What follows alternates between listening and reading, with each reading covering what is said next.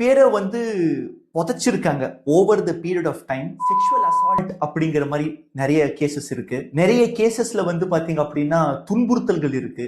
Blend ஆப்ஜெக்டை use பண்ணி துன்புறுத்தி இருக்காங்க.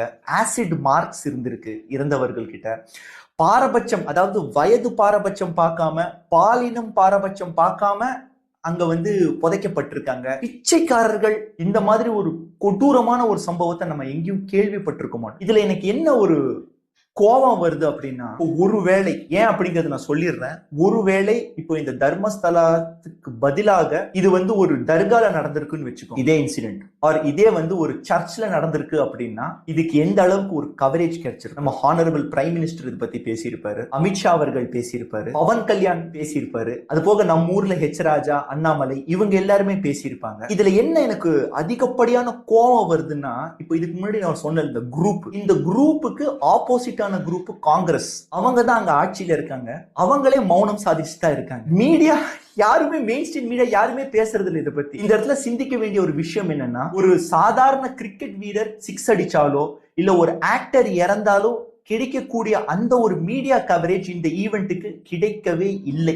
எல்லாருமே கனெக்டட் தான். இங்க முட்டாள் அப்படிங்கிறது மக்களாகிய, சாதாரண மக்களாகிய நாம தான். இந்த இடத்துல ஒரு டைலாக் சொல்லணும் அப்படின்னா, முதல்வன் படத்துல அர்ஜுன் சார் ஒரு டைலாக் சொல்லுவார் இல்லையா, எவ்ரிபடி அப்படின்னு சொல்லி, அந்த டைலாக் தான். இவனுங்களுக்கு வந்து மதம் அப்படிங்கறதெல்லாம் கிடையாது. இவங்களுக்கு தேவை நாம பிரிஞ்சிருக்கணும். இவங்களுக்கு பவர் அப்படிங்கிற ஒரு விஷயம் வந்துருச்சுன்னா இவனுங்க எல்லாம் ஒண்ணு சேர்ந்துருவானுங்க. நம்மளை வந்து பிரிச்சு வைக்கிறது, முட்டாளாக வைக்கிறது மட்டும்தான் இவங்களுடைய வேலை.